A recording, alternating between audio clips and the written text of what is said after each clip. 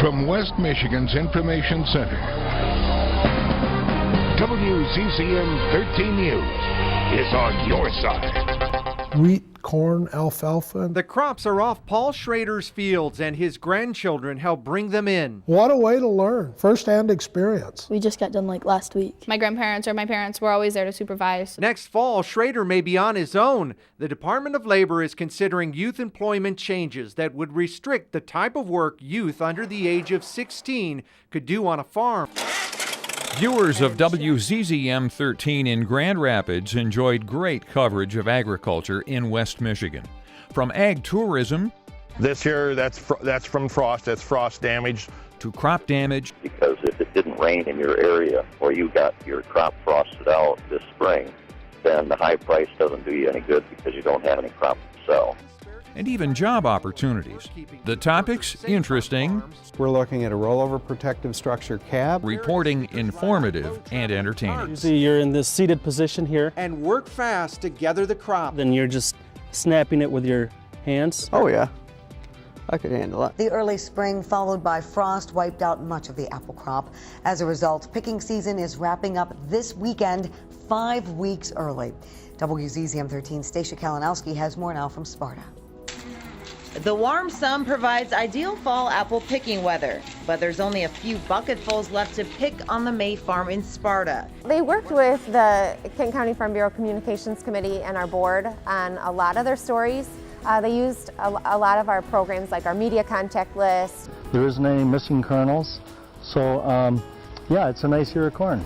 The Michigan Farm Bureau says farmers who made it through the drought will do just fine. Some will even profit. We're able to get out on a lot of farms and cover a wide range of issues. I think the number one reason why I was excited about them was just because of their coverage of the fruit devastation this summer with the early freeze. A killer freeze could have a devastating effect on West Michigan fruit farmers. Because of the warm spring, apple, cherry, and other fruit trees are already in bloom. And if those blossoms freeze, they won't produce fruit. WZZM 13's Phil Dawson is at an orchard near Standale where the farmers trying to keep the trees warm. Well, Lee, here at the 100-year-old Moker family orchard, Tom Moker says the apple, the cherry, and the other fruit trees already have buds and blooms on them about a month ahead of schedule, and at this point the trees are very vulnerable to sub-freezing temperatures. But he says he's not going to stand helplessly by and watch his crop freeze to death. When and if the temperatures drop below freezing, he's going to run his frost fan and start some brush fires out in front of the orchard to keep the trees as warm as possible.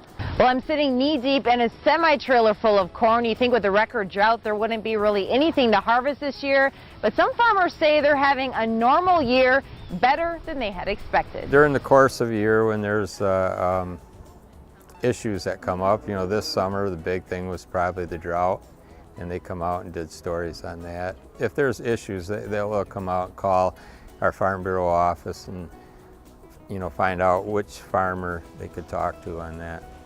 We had ZZM do a promotion for our our district for Ag Week in March, and they ran stories on interviewed different farms and so on their Take 5 show in the morning.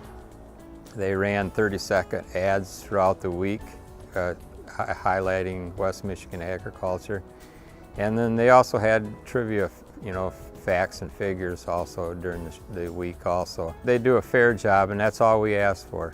They don't do a bias story one way or another. They do a fair job, and appreciate that about them.